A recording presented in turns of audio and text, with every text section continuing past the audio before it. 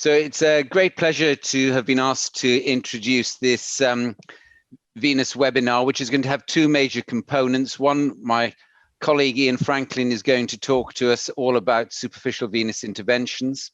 And then after a bit of discussion and debate, then Dan Carradine is going to talk to us about leg ulceration. I've also got my colleague Julie Brittenden with us, who is going to hopefully keep me on the straight and narrow and help answer many of the questions.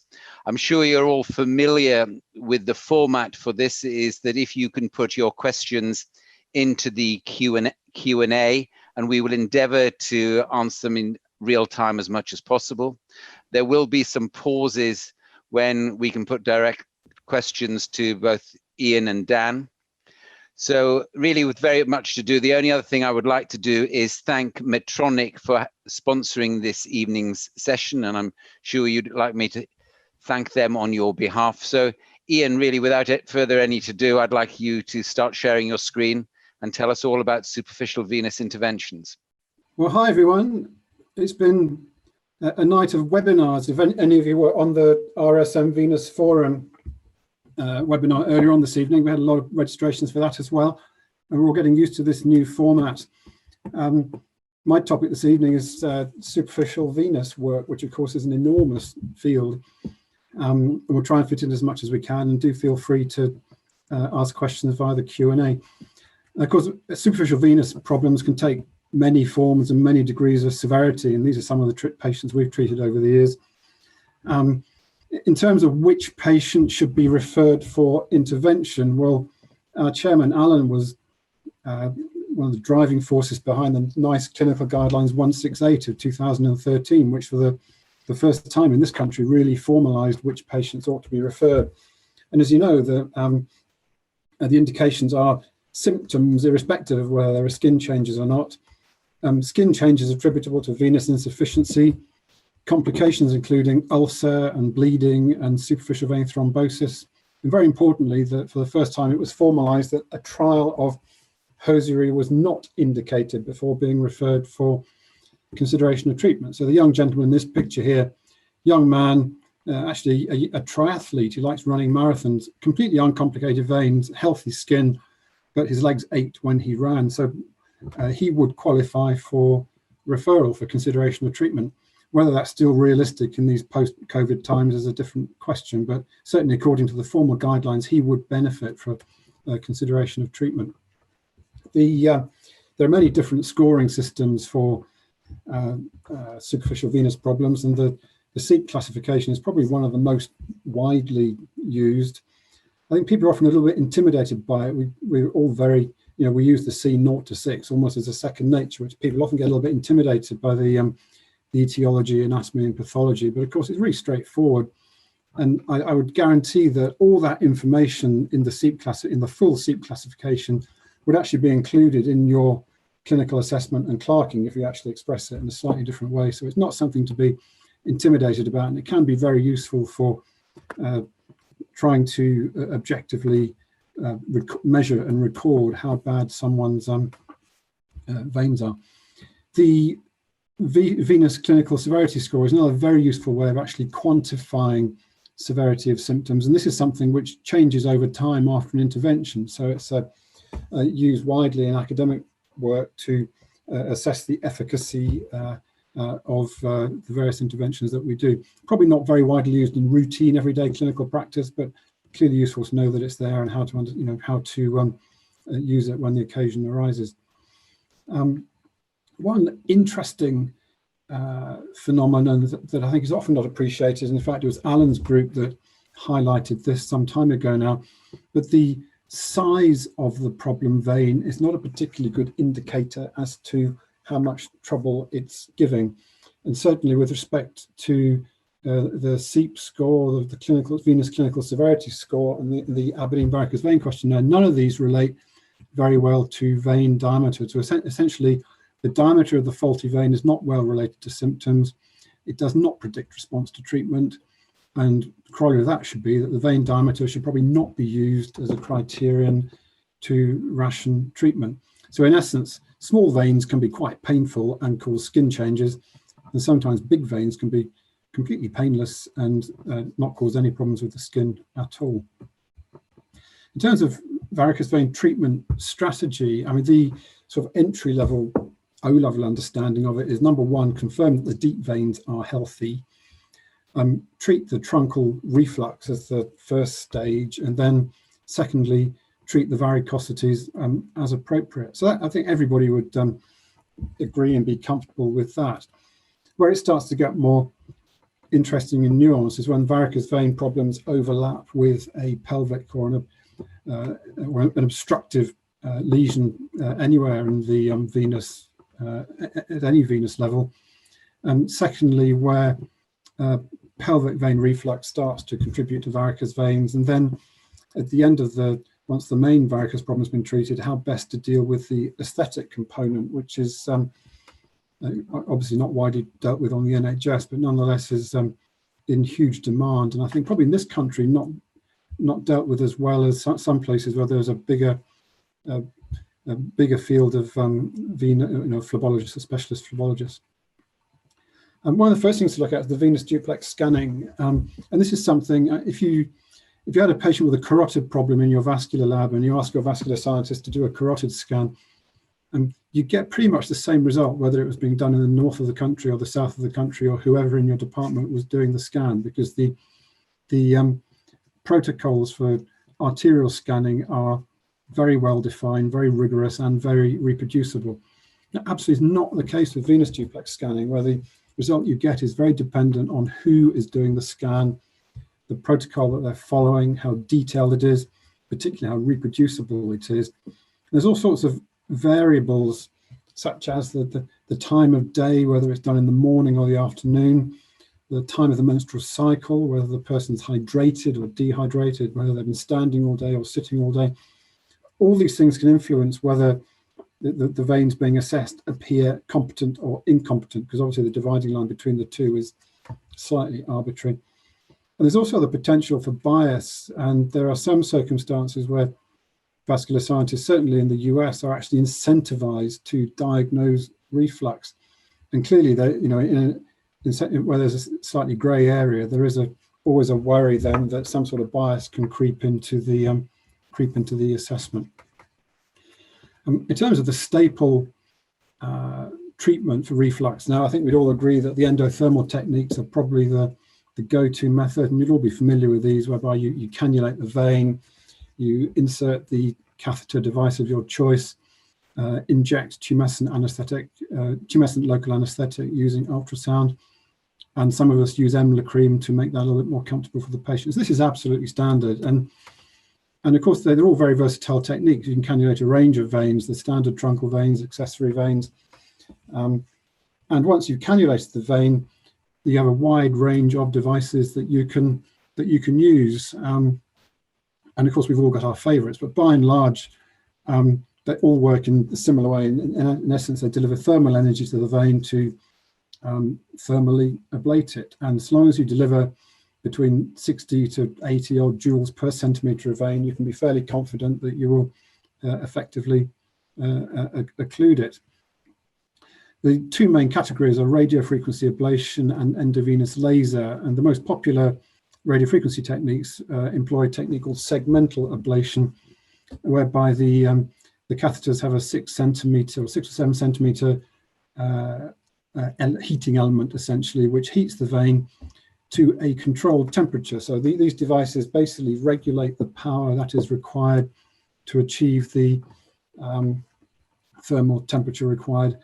And this is their attraction. They're very, very straightforward to use. And then once you press the button, you don't have to adjust any knobs or regulate any power settings. The machines automatically generate the temperature. And as you work your way down the vein, they will automatically adjust if the vein gets bigger or smaller to deliver just the right amount of energy. Furthermore, because you're pulling back segment by segment, you can't pull back too fast or too slowly. So there's no danger of overcooking or undercooking. So they're very, very straightforward techniques to teach in particular. Once you've shown somebody how to position the catheter and put the anaesthetic in, you can be pretty confident they're going to do a safe job. The endovenous lasers are all continuous pullback devices. So the faster you pull back, the more dilute the energy is. So you have to have in your mind the power setting of your laser and how fast you're pulling it back. But generally speaking, they're fairly standard default settings on it, whichever laser you use, whether you're using the GSV settings or the SSV settings or a setting for a perforator. But you have to be careful to pull back at an even rate, because if you pull back too slowly, then you can inadvertently overheat the tip of the catheter, because there's no feedback from the tip of the catheter to the laser. So you can inadvertently overheat. Equally, you can undertreat if you pull back too quickly. Now, the early lasers, the bare tip fibers, were all forward firing lasers. And they worked quite well in terms of delivering thermal energy to the vein. But the bare tipped fibers did have a propensity, or do have a propensity, to perforate the vein, which can allow hematomas to form, which clearly is uncomfortable. So there have been a range of modifications to the lasers to try and stop that. There's a gold tip fiber which protects the tip of the fiber from actually touching the edge of the vein. There's a tulip device which again keeps the center of the laser tip away from the vein wall.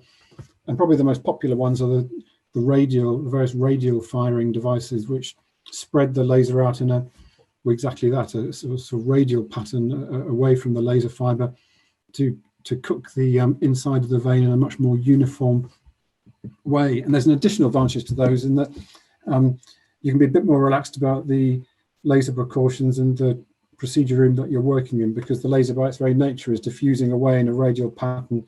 The intensity lessens, so you can be less worried about inadvertent eye damage and such like. With respect to the wavelengths, generally speaking, the earlier wavelengths, the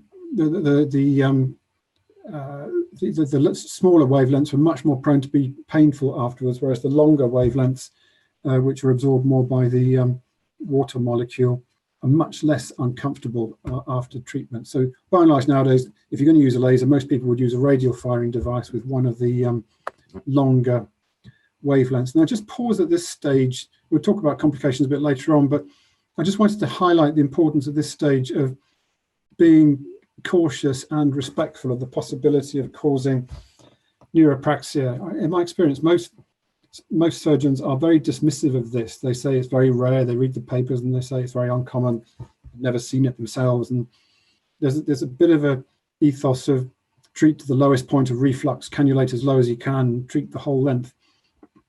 I think that's a mistake. I think severe neuropraxia is not especially common. And if you look at the numbers of venous patients most people treat routinely in the course of the year, it's perfectly possible they may not come across it very often. But severe neuropraxia can be utterly life-changing. And I've only seen it 2 or 3 times in patients that come to see us who've had what I would feel to be over-enthusiastic endothermal treatment. And they can develop the most awful, painful neuropraxia, which can be completely life-changing for them and sort of morphs into this chronic regional pain syndrome. So I'd simply say, don't be over-aggressive with your thermal treatments. It's not a crime to leave a bit of distal refluxing vein. You can always inject it with some foam or some non-thermal technique later on. So do be cautious about being too aggressive with your endothermal treatments. With respect to perforated vein treatments, there's a lot of choice. Of course, there's the old surgical techniques which aren't used anymore. There's CEPs, which is not used anymore.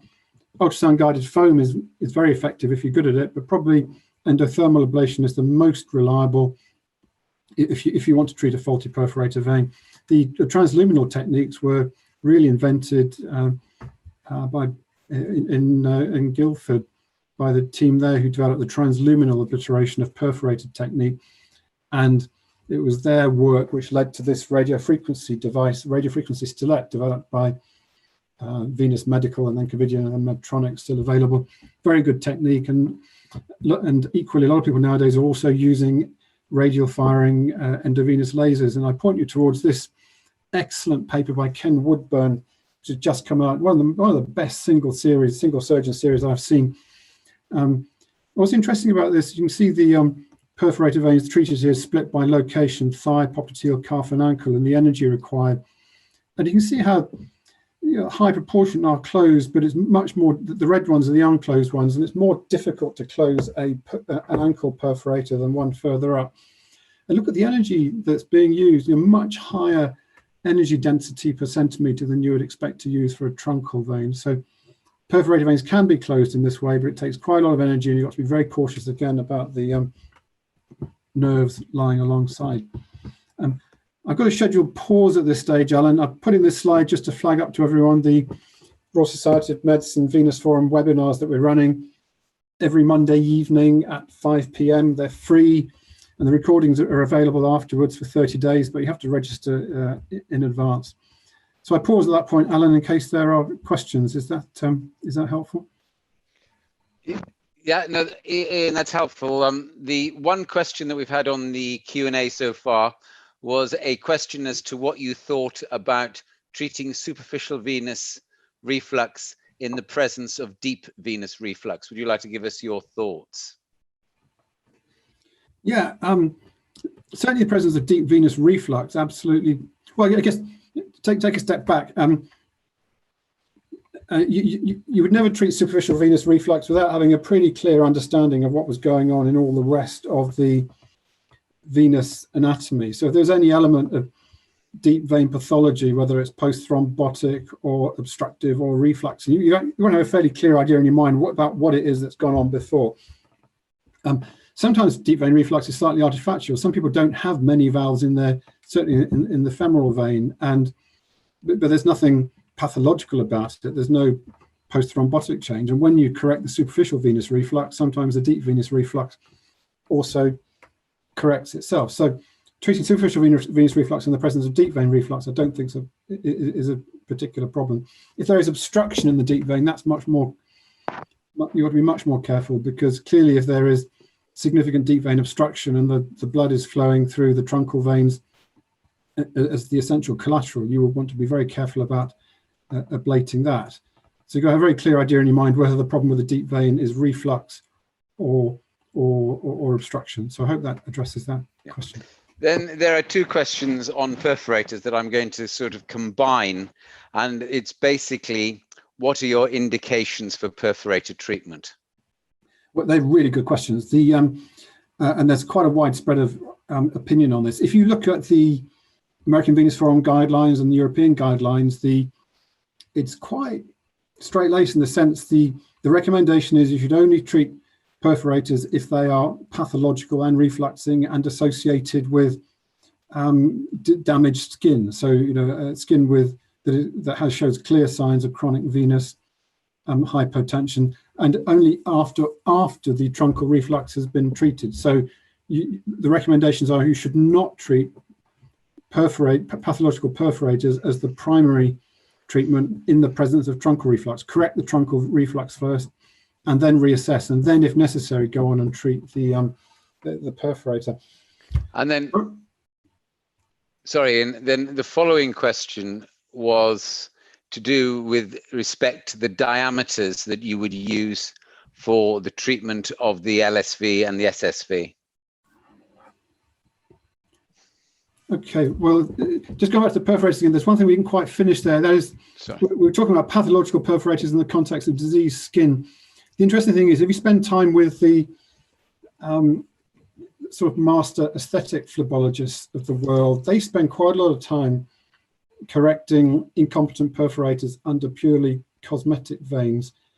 And irrespective of the method that's used, whether it's surgical or endothermal or foam or whatever, there may well be a role, if you're in the aesthetic field, for looking carefully at the role of refluxing perforator veins under problem cosmetic veins. With respect to the diameters of the truncal veins, I presume the questioner is getting at, is there a maximum diameter that you can treat? No, no, sorry, it was a minimum diameter, I think was the question, Ian. Well, it's a good question, because a large vein that's minimally refluxing may be less of a problem than a small vein which is grossly refluxing. So you've got to make a judgment as to whether you think it's the refluxing vein is the cause of the symptoms or the skin changes that you're witnessing, and decide whether you think it needs to be treated. I don't think there's an absolute minimum size of treating a truncal vein if you deem it to be the cause of the clinical problem. If it's big enough to thread a catheter in, you can treat it. If you think it's not big enough to be worth a catheter, then you can foam it. There's other techniques. So I don't think there's a minimum size of pathological truncal vein, if you're convinced clinically that it's the source of the problem, you may think a small refluxing vein is not relevant to someone's symptoms and that they actually got something else wrong. But I think Ian, thanks very much. I think Julie's going to pass a comment. Actually, it was a question from Patrick. He wants to know what makes us decide whether we use laser or radiofrequency ablation. So it was a question to us as panelists. Well, I think they both work very well. I mean, we've all got our favourites. I think it's a question of getting good at the ones that you use. I mean, certainly in our practice, we use both. I tend to use, my practice, I'd use segmental radiofrequency for primary veins. Recurrent veins tend to be a little bit more complicated with funny little segments here, there, and everywhere, in which case the laser is a bit more versatile. But Aaron? Well, I think I've probably gone on record that they're both. I think of them both as being hot pokers that basically work in exactly the same way. I think in the old days, I used to say that if you could only have one, I would have a laser, because you could do more things potentially with it. But I would also acknowledge that I think endothermal ablation is actually much easier to get people to learn how to do. There's a bit more of an art to actually using the laser, whereas with RF, it's probably much easier and more foolproof. Yeah, I would agree, but also there's the problems about the laser as well, and the safety aspects that are additional. But I prefer laser, but I think radiofrequency ablation is a bit easier to teach and to start off with. Okay, I don't think there are any other questions, Ian. What I'll do is we'll monitor the Q&A. Somebody's raised the question, and I'm glad they're asking you the question rather than me. What are your experiences with CEVA?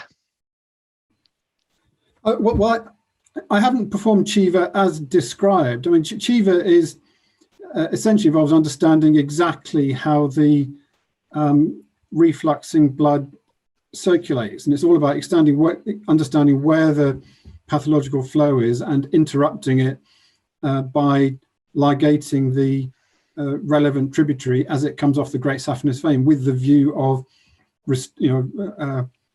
treating the reflux but maintaining the it's a saphenous sparing procedure, so you maintain the saphenous vein. I think there's a bit of confusion with CEVA because if we see retrograde flow in a saphenous vein, we call it reflux.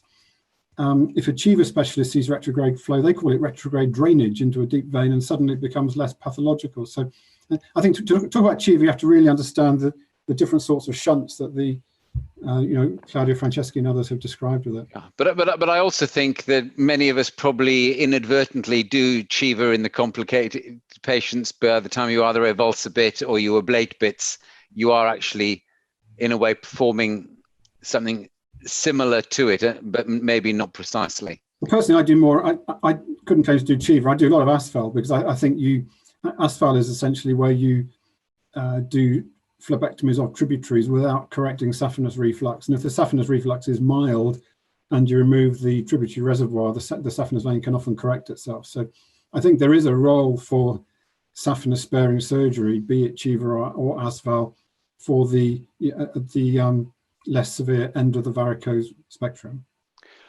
Ian, what I'm going to do, there are some questions, but I think they may well be answered by what you're going to say a little bit later on. So I think it'd probably be now appropriate time for you to carry on. Okay. Well, I wanted to quickly just run through, because we were talking about the endothermal techniques, which are the staple. There are some non-thermal ones. Clarivane is one. This is a device whereby a very fine wire is threaded into the vein and whizzes around, scratches the lining of the vein, and you inject a sclerosant up the catheter as you pull back the whizzing wire. And it's quite a nice technique. It goes in through a very, very fine sheath, and it definitely works, and the enthusiasts are getting pretty good results. I've done a number. I haven't got great experience myself. I think the disadvantages are because there's a certain volume of sclerosant that you have to inject, it's difficult to treat two legs at once, because you start to encounter the maximum limit of sclerosant that you can inject. And there is some scope to mess up. And what mistakes have I done with it? I've had the little wire at the end whiz around and get caught in a tributary, and then I've had a devil of a job pulling it out. What else have I done? I've injected the sclerosant, but I hadn't done it up tightly enough, and it turned out most of it ended up in the swab, not in the vein. So I think there's more mistakes you can make with Clarivane, but there's no doubt if you're good at it, it's a very good non-thermal technique. And of course, you can also thread it in a retrograde fashion down behind diseased skin if you're trying to treat, someone's ulcer. So I think it's a very interesting device to have in the repertoire and a very interesting one to look at. And then this is the Endovenous glue, which has many enormous advantages. I was a huge enthusiast at one time, where essentially there's a long catheter that you inject, that you slide into the vein and deposit essentially the super glue to stick the vein together in this exactly the same mechanism that you stick, tiles to your wall in the bathroom. It's quite a mature technology now. There was a nice interventional procedures review last year, which comprised a couple of systemic reviews, 2 decent sized, high quality randomized controlled trials, various non-comparative studies, and a number of case series. So over 4,000 patients were included. So it's definitely quite a mature technology now. And probably the biggest, most influential randomized controlled trial was the one run by Nick Morrison, the VeClose trial, which was a multi-center study comparing glue, the Venous glue, against a segmental radiofrequency catheter. And essentially there was no difference in performance between the endothermal technique and the glue. So the Venous clinical severity score improved for both and was maintained in both. And the occlusion rates, again, were good in both and maintained in both. And if there was a difference, if anything, it was in favor of glue. And so, of course, there's a lot of potential advantages here. It's quite a versatile technique. You can use it for truncal veins, accessory veins, perforator veins. More and more people are now using it in tributaries, certainly in Australia and in France. It's being used widely in tributaries. It's straightforward to learn, no tumescent anaesthetic, no risk of nerve damage, no need for stockings, and no need to buy expensive laser or radiofrequency generator equipment. So lots of advantages. Its efficacy has been blunted a bit because of what happens to the glue afterwards, in that it turns out not to be completely inert and it doesn't go away. And there have been 2 studies, one with the main US glue and one with the Turkish glue, whereby they were biopsied after an interval. This one by Kurosh Parsi after a year, which showed the presence of a foreign body granuloma. So the glue is still present after a year and there was a foreign body granuloma around it. I do emphasize, this is in a patient who was completely asymptomatic and perfectly happy with his outcome, but nonetheless there was a foreign body reaction around the implant.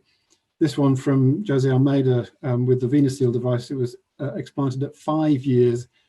And again, at 5 years, there was still a foreign body reaction going on. So the glue doesn't go away and it's not completely inert, which gives rise to problems in some people. So the types of reaction to glue have been fairly well categorized now. There's this PLAR, or Phlebitis-like abnormal reaction, which has been described.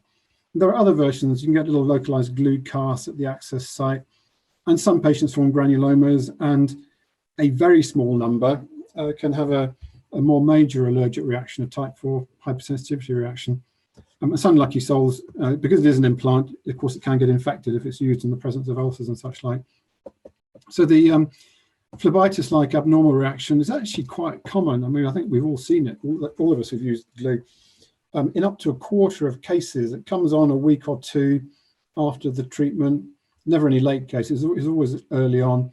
Generally speaking, it's self-limiting, if a little bit uncomfortable for the patient and uncomfortable for us, because we hoped we were offering them a trouble-free treatment. Some require anti-inflammatories of one sort or another, but generally speaking, it's a pretty benign and self-limiting. If you're not careful, if you get glue at the access site, it can cause a little cast. So this is a patient. I'm grateful to Ken for these pictures, but if you inadvertently, if you pull the catheter out and there's still a bit of glue on the end, then that can sort of spoil your access wound a little bit. And then very rarely you can get these bad reactions, which seems to be some sort of primary hypersensitivity to the glue. But this is exceptionally rare. But when you try and count up what the incidence is, Phlebitis-like abnormal reaction is quite common. Glue casts we don't really know. If you look at the severe reactions, the companies, to their great credit, have taken this very seriously and looked into it in great detail. And in a large number of cases now, over 150,000 cases, there's only a very small number which have reacted badly and needed further treatment. So if you actually calculate it, that implies a serious adverse event rate of about 1 in 11,000, which clearly is small. And you have to make a judgment. I mean, clearly you could go through an entire career and never come anywhere near a problem. But if you are unlucky enough to get a bad problem, then that's an issue. So how to avoid it? Well, Kathy Gibson and Courage Parsi have both written very helpfully on this. Check carefully for allergies before using glue, and in some patients consider selective allergy testing. Be very careful not to get glue between the vein and the skin puncture point. If someone's prone to dermatitis or psoriasis, or if they've got other inflammatory conditions, then be very careful. And certainly if they've got any sort of active systemic disease or infection, then steer clear of glue. And with those caveats, I'm sure it's a very useful technique. It's very versatile, effective, clearly works. It's associated with uncommon but occasionally significant reactions. So good technique, but use with caution and know when to avoid. So now we come on. We've dealt with treatment of truncal veins now. So let's talk about tributaries. And let's talk about phlebectomies and how best to perform them. I think phlebectomy, there's no doubt that phlebectomies can be very effectively performed nowadays completely under local anaesthetic. Even very large veins like these ones can be removed. Quite long lengths can be removed through little tiny pinholes made with a white needle and fine hooks. So long as the tumescent anaesthetic contains plenty of adrenaline, and so long as you decompress them by occluding the truncal vein, feeding them first. So it's certainly feasible. I think it's easier in some circumstances. This procedures are staged rather than done concomitantly. Patient selection is important because feasible is not the same as comfortable. And I think I've adjusted my own position on this. I used to take a very strong view that all phlebectomies should be done under local anaesthetic. And you can certainly take that view, but you don't want patients going home and telling their GP that it was a pretty unpleasant day. You want them to go home and say that it was a very comfortable way of doing it. So I probably swung back to a little bit more towards doing them under a bit of intravenous sedation when they're very extensive. But certainly done nicely with the right tumescence, it's a very effective way of doing it. And even say it's just more examples of quite large veins treated completely under local anaesthetic. Which brings us to the question, Alan, of whether you do it all in one go or whether you stage it. Of course, there's we all know the two randomized controlled trials. Dan's one in Hull, and Tristan and Alan's one in Charing Cross, both of which showed pretty clear advantage to, both of these trials compared doing truncal reflux treatment and phlebectomies at the same time, as opposed to deferring the phlebectomies and doing it later. And both trials showed a benefit and advantage to doing it all in one go. Having said that, only 36% of the delayed group in the AVULS trial actually needed further treatment, which does suggest that there's quite a lot of unnecessary phlebectomies being done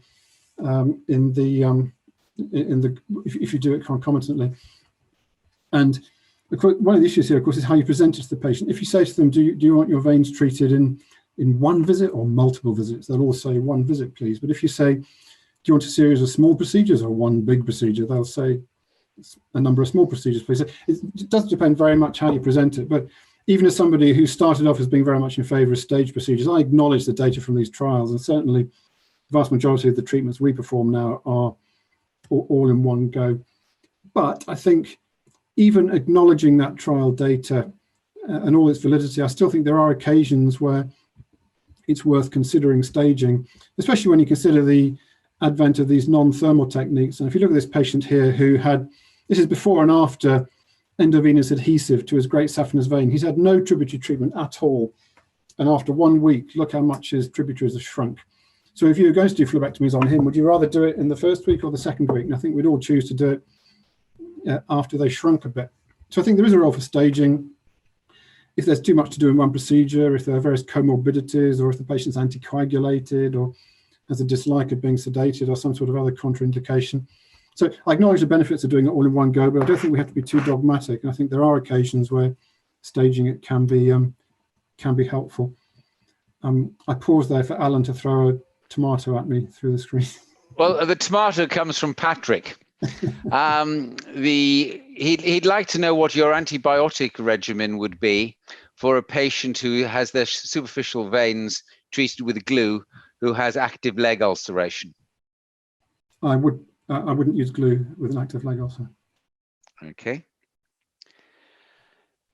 And to be fair, I don't think the company would now either. I think we've all collectively learned. I think when the glue came out, it was so good, and it seemed to be so many things that we could do with it. And I thought patients with ulcer, a lot of patients with ulcers can't tolerate compression, and I thought that would be a wonderful way of treating the vein. They don't need compression, but the glue doesn't go away, and the implant can get infected. So I think I would be wary of using glue in a patient with a leg ulcer, and I suspect the company would say the same. Actually, I think it's a brilliant technique in other circumstances, but probably not for ulcers. I'd be interested to hear what Medtronic say. And Ian, the other question that is going around, would you like to just tell people about your thoughts on VTE prophylaxis on people having superficial vein incompetence treated, and also those people who might have factor V Leiden? Yeah. Well, as we know, as those of us who were on the RSM webinar last week, we discussed in some detail.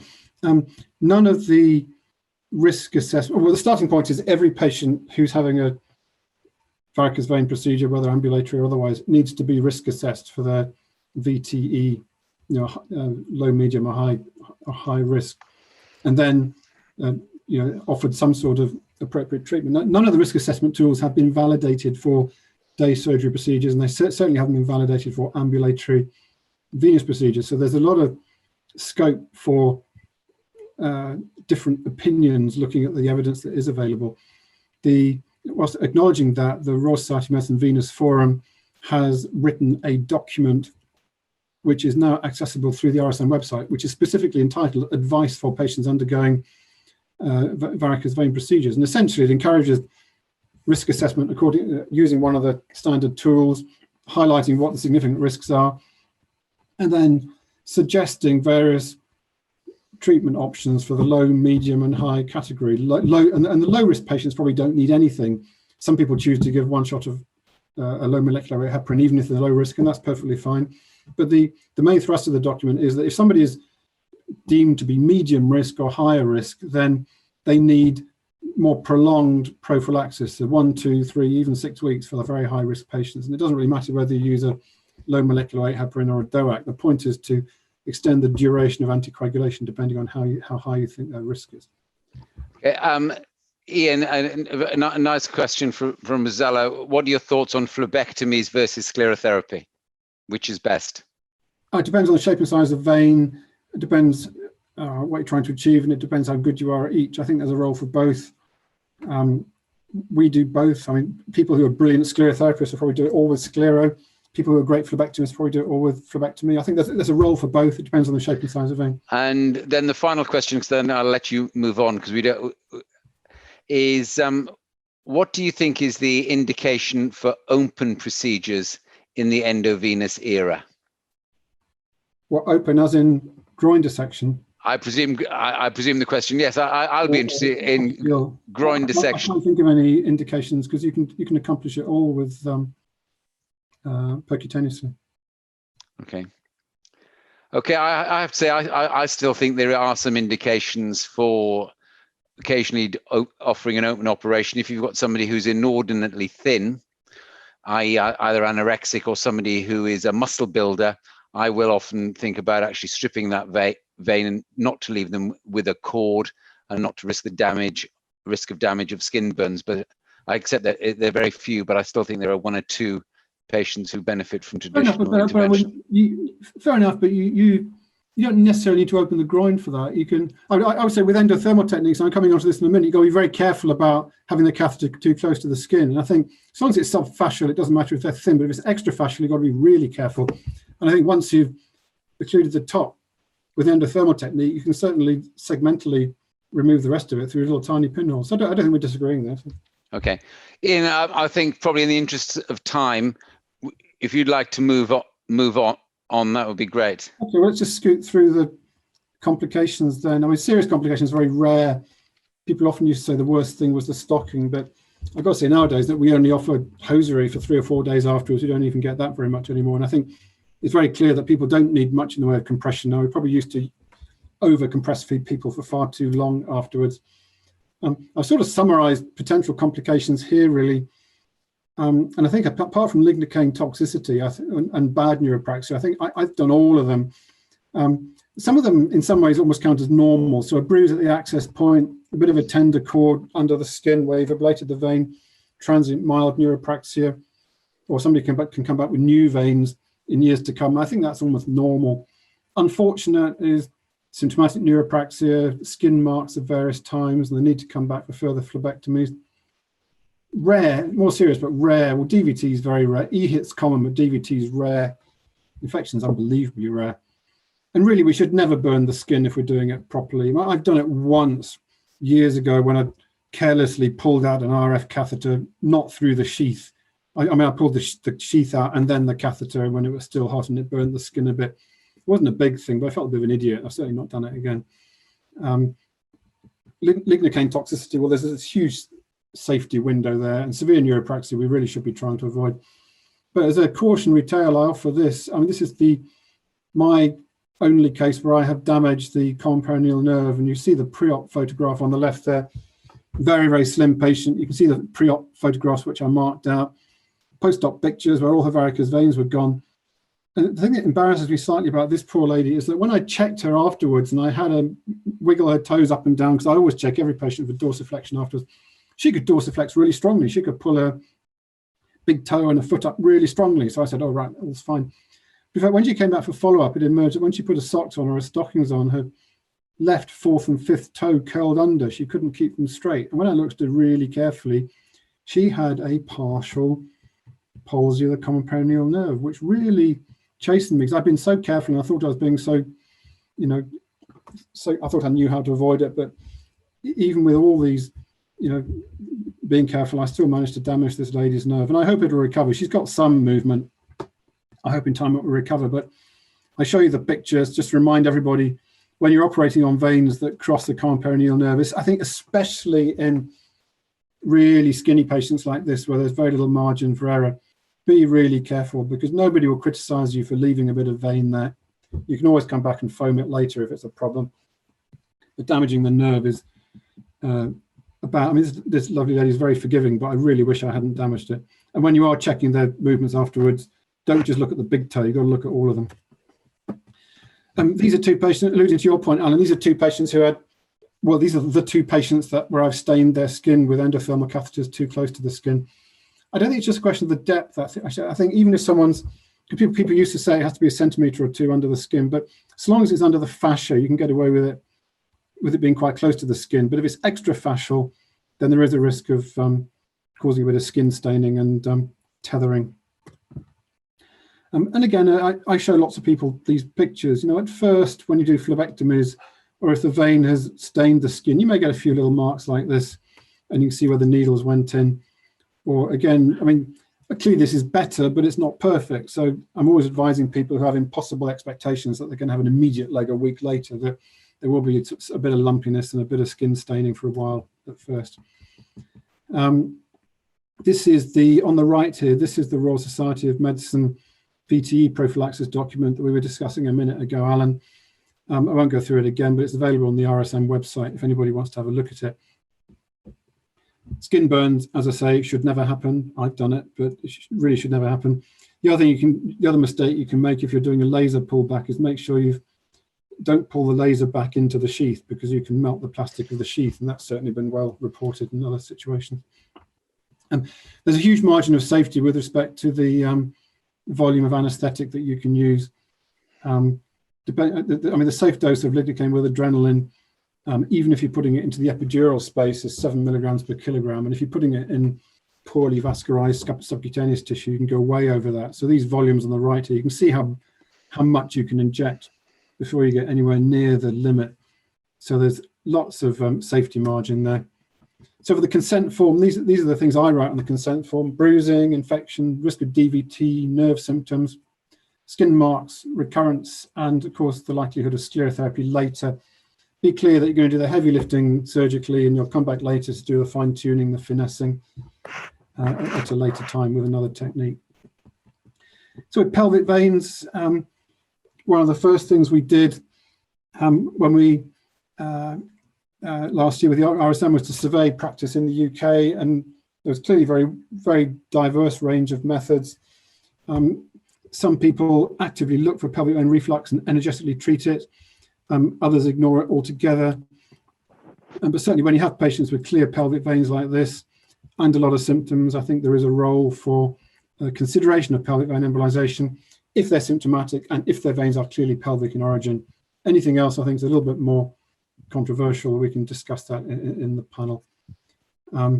And I've highlight to you a webinar which is coming up on the 2nd of November as part of the RSM series, where we'll be specifically discussing pelvic venous disorders. We've got a range of speakers addressing this very controversial area, so I hope that'll be of interest to some of you. There's some other things we can talk about, but I'll wind up there, Alan, at your request. So we don't now, Ian, I've just got one of two questions. There's a question from Manj Gohal as to what you would do with a patient who was on anticoagulation and what treatment you would offer. Well, it depends on the indication. If if someone's anticoagulated because they've got a heart valve or something, I think you have to be very cautious to offer bridging anticoagulation so they don't risk clotting off the valve. If it's simply for AF or recurrent DVTs in the past, I think that's a little bit more leeway for just stopping briefly and then restarting the day after the procedure. Rather than leaving them on it. We can leave them on it, but you can certainly do endothermal ablation with people fully anticoagulated. I think doing Phlebectomies with people fully anticoagulated is a little bit more difficult. And then Patrick Chong was asking what your advice was with respect to ladies on the oral contraceptive pill and those receiving HRT. Well, I think the combined pill is much more of a significant thrombotic risk factor than HRT, certainly topical HRT. And I have to admit, the recent work we've done with the RSM documents probably changed my practice a bit. I think I used to take the view that if you've got a 25-year-old athlete who runs several miles a day and who happens to be on the pill, I wouldn't have regarded her as high risk. But now, having had various things flagged up to me, I probably would now offer her at least a week of prophylaxis, whereas I wouldn't have done before. HRT, I don't think is anything like the same risk.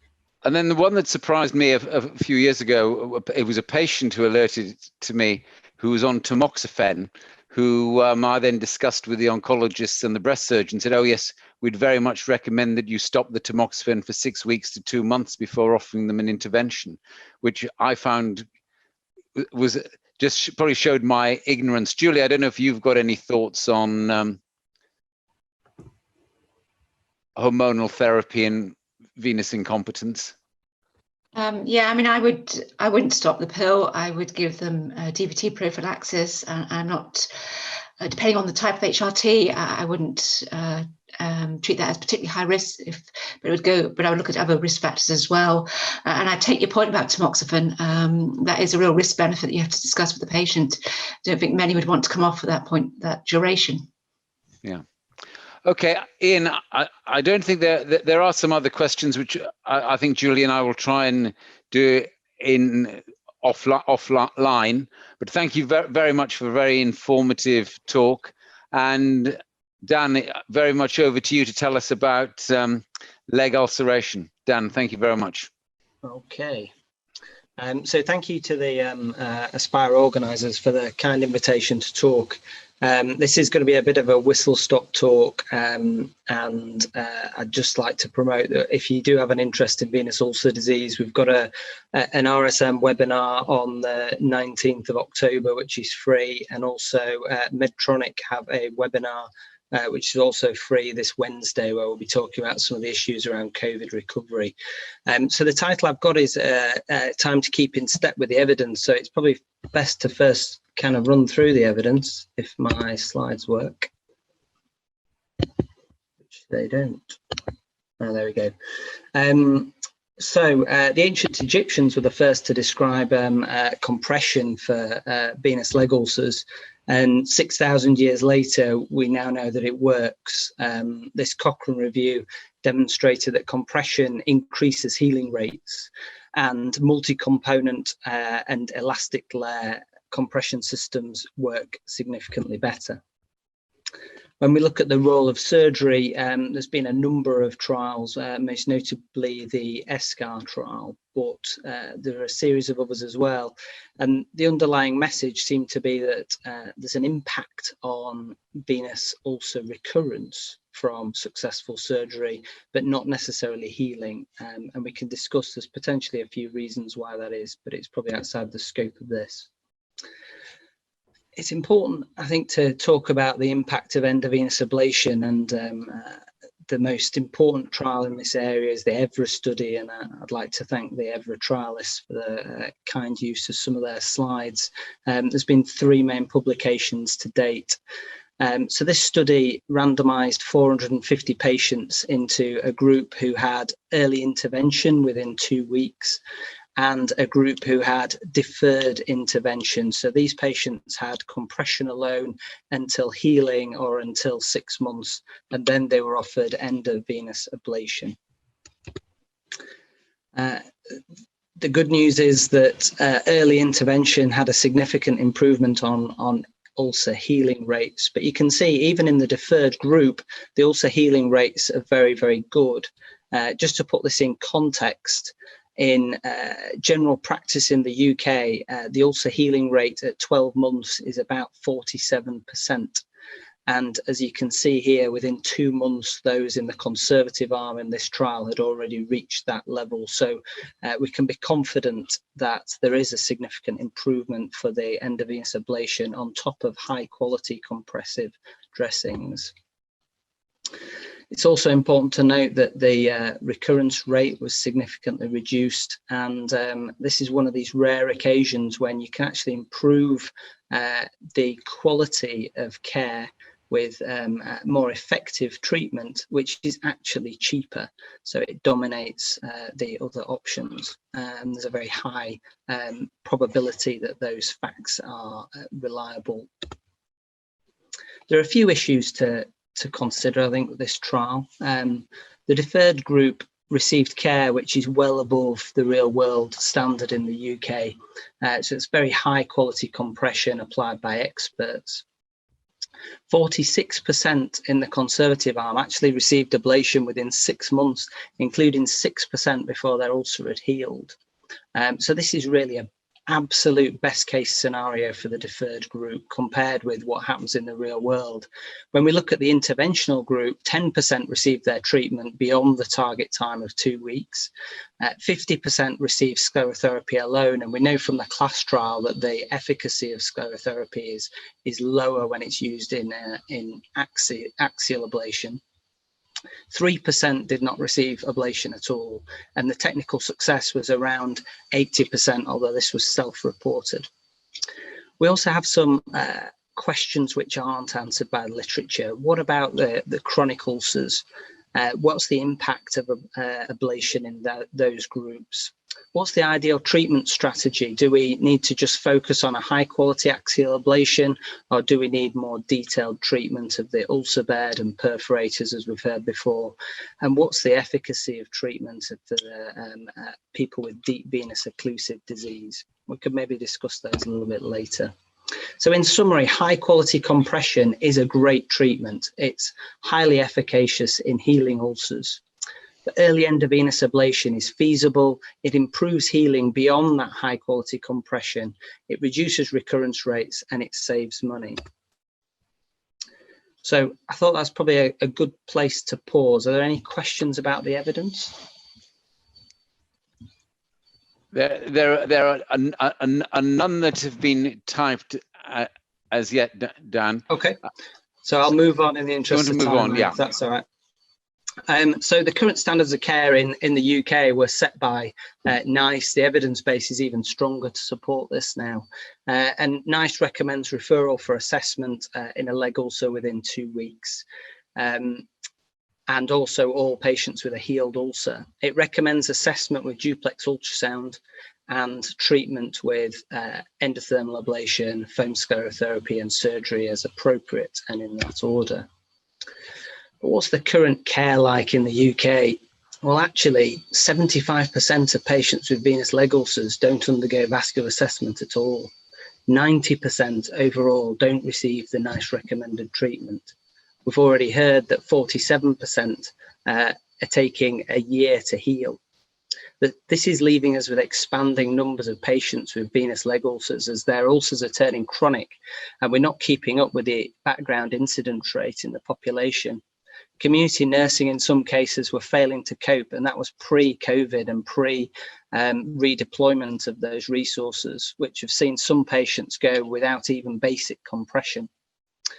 There's rising costs of community treatment, which have previously been estimated at around 3 billion a year, but I understand there's now evidence that this is climbing, and we can't afford to continue along this trend. So I think these are mainly debate points, but what are the barriers to improvement? Well, so there's certainly issues around education. A lot of patients with venous leg ulcers don't even know that they've got a venous leg ulcer. So there's work to do around patients. There's also work to do around public perceptions of vascular disease in general, and particularly of ulcer care. We've heard that the quality of compression in community teams and a reluctance to refer. When patients do get into secondary care, do they really get the care that they deserve? There are venous enthusiasts who chase these patients and ensure that they receive that care, but sometimes these are very challenging patients, and often the easiest thing for someone to do is to ensure that they're in good compression, get them back out into the community. With the mixed ulcers, they're often given expeditious angiography, but often not receiving the care for their venous disease. And there are issues around government education, which we'll move on in a sec. Commissioning policies are a real problem. We did this piece of work, and you see the graph on the left. So that demonstrates how many CCGs in the UK actually follow, in their written policies, follow the NICE guidelines. On the right, you can see multiple colours which demonstrate different degrees of non-compliance. So there's certainly a variation in the standard of care out there, and that's just the commissioning policy. This isn't the number of patients getting treated, which is even worse. There are issues around service. There's staff education issues, which we talked about. These cases aren't as easy to treat as the C2 cases, and certainly Mr. Franklin's outlined the array of venous treatments which were available. And really, in order to be able to treat these patients, you need to be familiar with a range of these approaches. We could talk about facilities in quite some depth, but I'll move on. There are issues around funding, and certainly issues around the organisation of care and getting these patients through the system rapidly. And this is all before we came upon COVID-19 and the particular challenges there. So in terms of solutions, we need public and patient education. We need community care education and training so that we can ensure that patients at least get the quality of care that was seen in the conservative arm of EVRA, and ideally get the referral for the intervention arm treatments. The RSM Venous Forums produced a outline suggested pathway for these patients, which should help if it's implemented. But there certainly needs to be a piece of work done around secondary care education and training to deliver these treatments effectively. I think there's been a commissioning failure, and there's good evidence for that. And in other areas where there's been a commissioning failure, move towards centralised commissioning, and that will certainly help. There has been work done towards a sequin for this particular area in terms of ensuring expedited referrals, but this has been put on hold due to COVID. There is also the possibility of a best practice tariff for high quality treatment pathways. So what does a great pathway look like? Well, we need easy direct access to specialist clinics. In the first instance, this should be open to community nurses and community physicians, but I think that we can go further and move towards direct patient access with appropriate education. We need one-stop specialist nurse assessment within 48 hours and the application of high-quality compression treatment. We need at the same sitting detailed ultrasound by someone who's experienced in the actual techniques and can plan the bespoke procedure at the time. And that procedure should be delivered within 7 days. It's likely to involve multimodal treatment and with the aim of eradicating superficial reflux altogether. It should also be done in a green environment away from an acute hospital site. And certainly the private sectors and a number of us have demonstrated that that's feasible and deliverable. We need high quality community compression following the procedure as well. Thank you. Dan, thank you very much.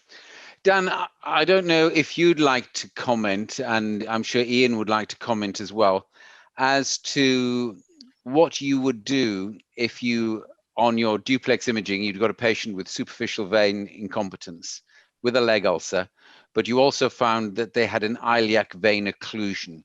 Would you like to tell everybody what your thoughts would be with respect to the treatment strategy? Do you want me to go first? Yeah, Dan, why don't you go first? I mean, obviously, we've got challenges at the moment with COVID in terms of treating patients. The first step will be high quality compression. If it's an iliac vein and the femoral vein is patent, I think I would move towards endovenous ablation, eradication of the superficial reflux.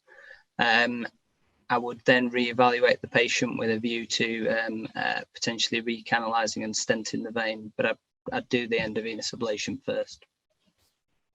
Ian, any thoughts?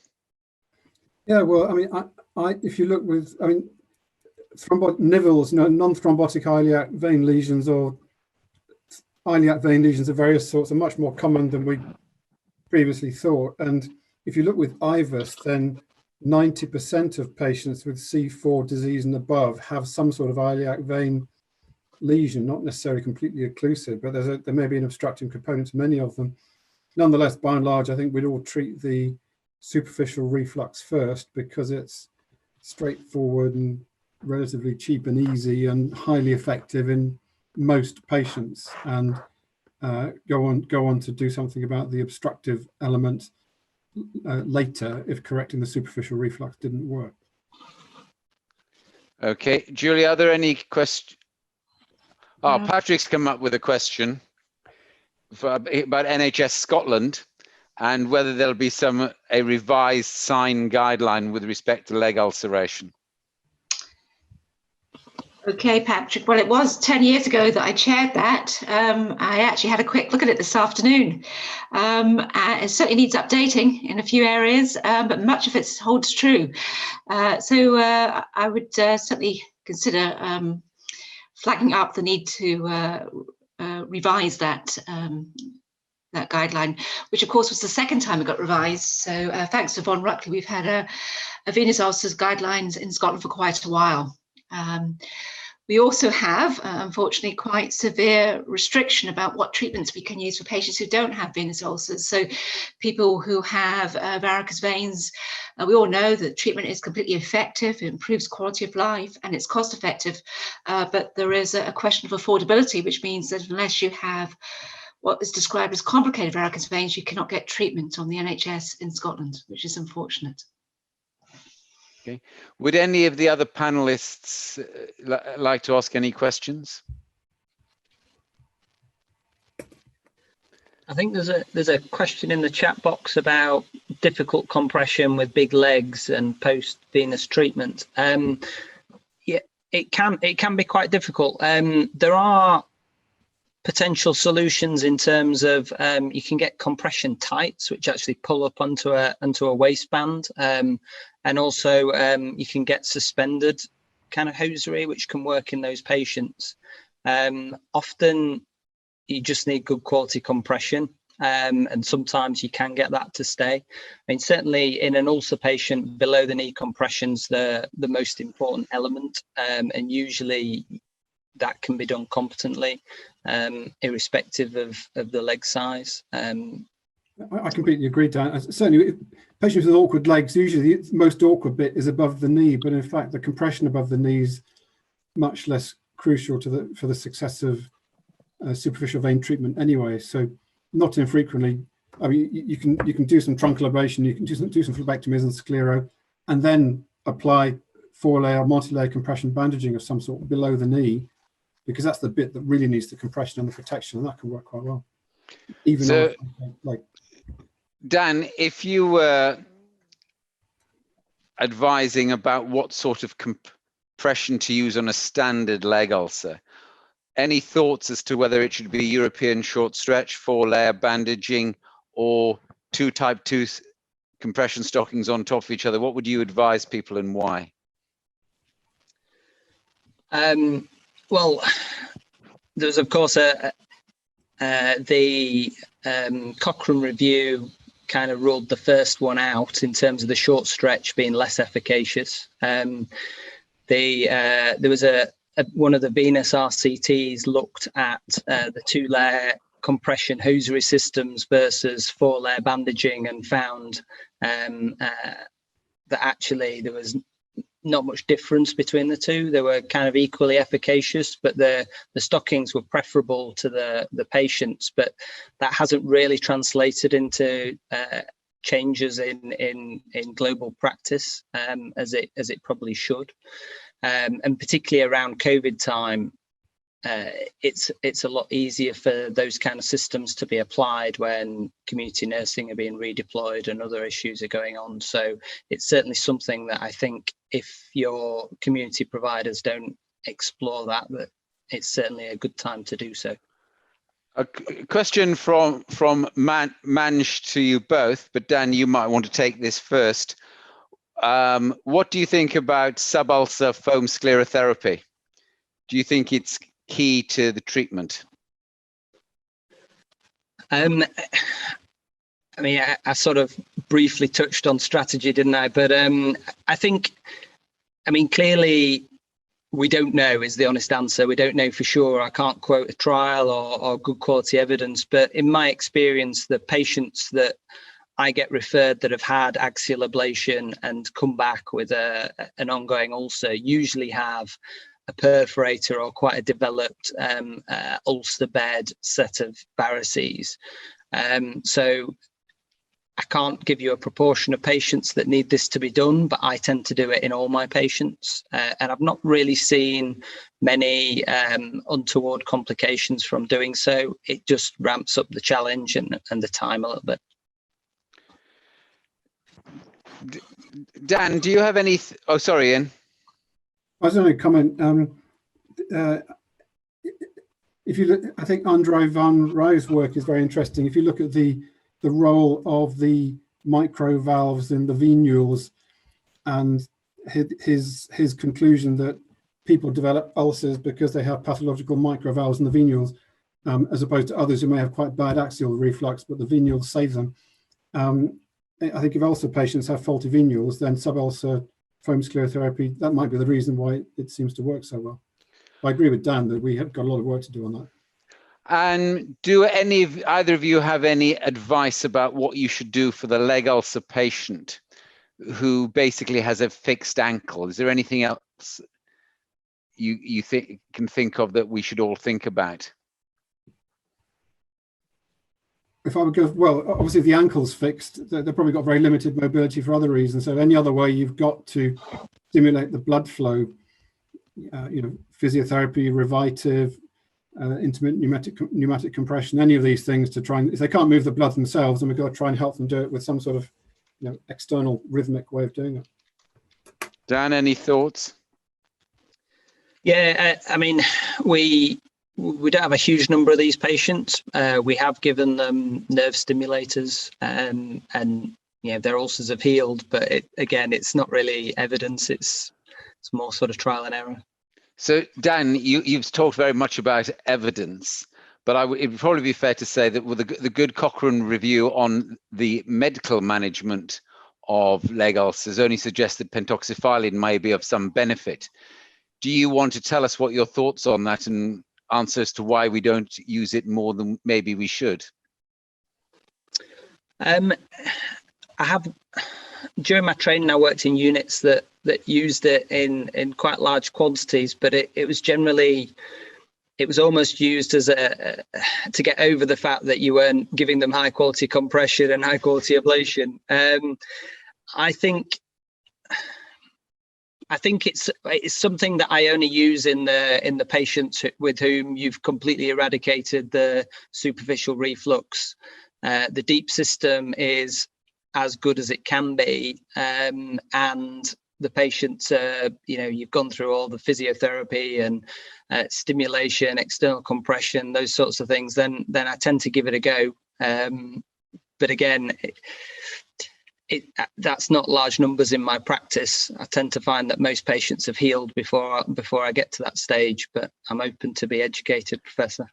And what do you think about the chronic leg ulcer? Do you somebody who's had a leg ulcer for 2 or 3 years, do you still think they warrant ablation? Do you think we should expect the same results as we got in the AVULS trial? It's difficult to predict the results of another AVULS trial, I guess, but I certainly treat them in the same way. And in my practice, I see reasonable results, not as good results, but I do see improvements from what you would expect with chronic ulceration. But it is a really challenging problem, and I think there's a huge amount of work to be done to understand the effect of the biofilm, the microbiome, and a range of other issues around chronic ulceration. Well, Alan, is that your next trial, Alan, to show us whether it works? Thinking about it. There's certainly a need for it. I mean, we don't know how to treat this very complex problem of patients with long-standing venous ulceration. Yeah. The last patient I saw today has had ulcers on and off for 25 years. And she came to me for a second opinion. She'd been very effectively treated by others. There's not a single refluxing vein anywhere in her legs, but she's never had any sort of assessment of her central veins, and she's never had a skin biopsy. So I think for these chronic ulcers, it's very important we look beyond the superficial venous reflux and make sure there's not something else really important. Dan, I've got one last question for you, and then one last question for Ian. Then I think it's probably time to slowly wrap things up. Dan, what do you think is the role of skin grafting in the average patient who presents with a leg ulcer? I guess I've seen many of the same talks that the rest of the panel have. Some people clearly get very good results doing pinch skin grafting, etc. Again, it's not something that I've necessarily seen a huge role for. We only graft a very small number of ulcers, but again, we only see that sort of recalcitrant chronicity in a small number of ulcers. I think Ian's points are spot on, though, about biopsying and excluding the other potential diagnoses. Ian, Patrick's asked me to ask you the question that I thought Patrick might ask you to ask. Would you like to say whether we should be getting excited about HIFU? Well, my only experience of HIFU is the patients who've come to see me because they'd had it somewhere else and found it very painful and very expensive, and it hadn't really done what they wanted. But of course, that means I'm only seeing a very small, skewed sample. In terms of the published stuff, there's very little published in there. There's some work being presented, but it's essentially, it's a thermal technique. It treats the veins by generating heat using ultrasound. So presumably it's going to require the same amount of thermal energy as our conventional thermal methods. Because the thing that concerns me about, sorry, Ian, the thing that concerns me about it is certainly if I was thinking of the short saphenous vein, and maybe it's a much better ultrasound and they've got better eyes than I would be petrified that I would probably be damaging nerves, because I just think that if you're going to fry a structure and you've put some tumor, and they've now admitted that they do sometimes now need to use tumescence, I would just be a bit worried. I would have more worries about neuropraxia. Yeah, it's a thermal technique. So there is, I mean, depending on its accuracy, I guess there's potential to damage anything important that's nearby. Of course, it's interesting if it's a way of delivering thermal energy without breaching the skin. Of course, it's interesting, but I think I would still regard it as experimental rather than mainstream. Yeah.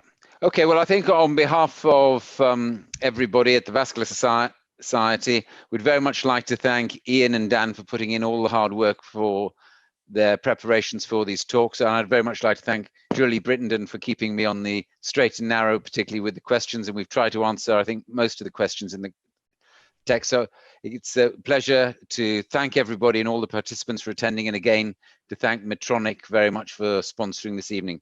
So it's good night from us all to all of you. Thank you very much. Night. Thank you. Bye. Thank you. Bye. Bye.